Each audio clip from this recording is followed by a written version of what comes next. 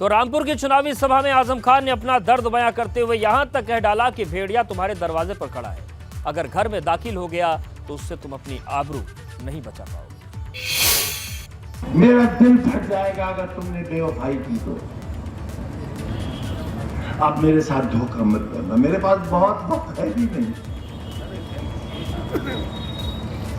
मत करना धोखा मेरे साथ। और जान लो अच्छी तरह जान लो, भेड़िया तुम्हारे दरवाजे पे खड़ा है, अगर वो तुम्हारे घर के अंदर दाखिल हो गया अपनी आबरूओं की हिफाजत नहीं कर सकते। तो सुना आपने, कई महत्वपूर्ण बातें कही हैं आजम खान ने, उस पर बात करेंगे। लेकिन आजम गुस्से में क्यों हैं हम आपको एक बार दिखाते हैं। दरअसल सपा नेता आजम खान पर 90 से ज्यादा मुकदमे दर्ज हैं। 26 फरवरी 2020 को रामपुर कोर्ट में आत्मसमर्पण उन्होंने किया और अलग अलग मुकदमों में आजम खान 27 महीने जेल में रहे। सरकार की मजबूत पैरवी से आजम खान को सजा मिली थी। हेट स्पीच के मामले में पूर्व मंत्री आजम खान दोषी करार दिए गए। रामपुर की एमपी एमएलए कोर्ट ने आजम खान को सजा सुनाई और 3 साल की सजा होने के बाद आजम की विधायकी भी चली गई। फर्जी जन्म प्रमाण पत्र मामले में बेटे अब्दुल्ला की विधायकी चली गई।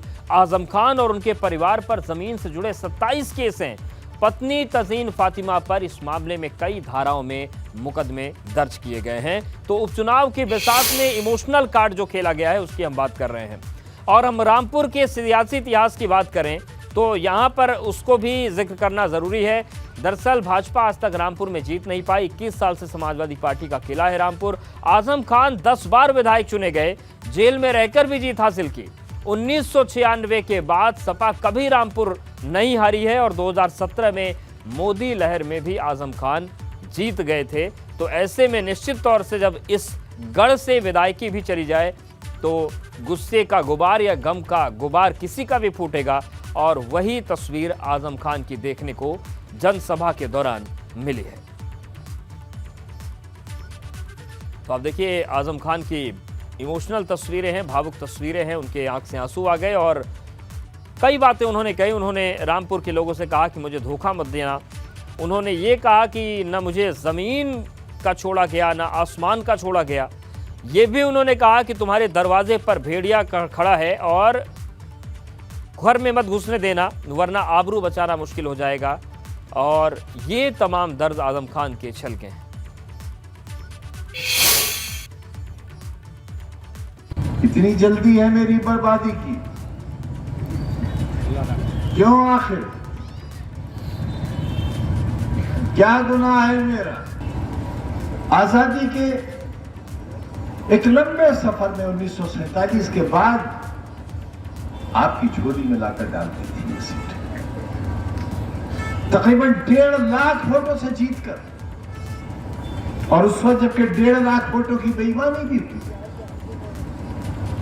मगर आपने उसकी कदर नहीं की। मैं आसमान से जमीन पर आ गया।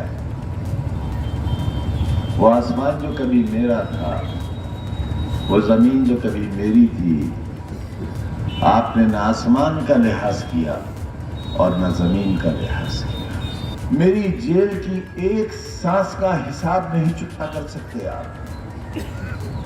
मेरे एक आंसू का हिसाब नहीं दे सकते आप। सामने की बैरक में मेरी बीवी बंद थी और 8x11 की कोठरी में मेरे साथ मेरा बेटा बंद था। तुम एक ऐसी रियासत में रहते थे जिसका मालिक तुम्हें गधे का बच्चा कहता था। तुम्हारे अजदाद को गधे का बच्चा कहता था और जो गधे का बच्चा कहलाता था वो अपने घर जाकर कहता था आज सरकार ने हमें गधे का बच्चा कहा। मैं तुम्हें इंसान मानना चाहता। फिर आखिर मेरी मुस्कुराहटें क्यों छीन ली आपने?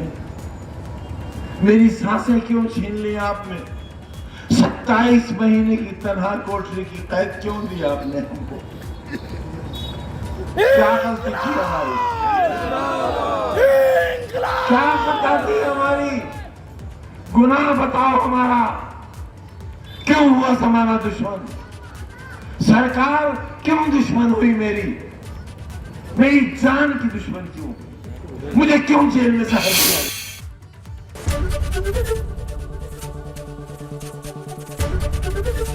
एबीपी गंगा, खबर आपकी, जुबान आपकी।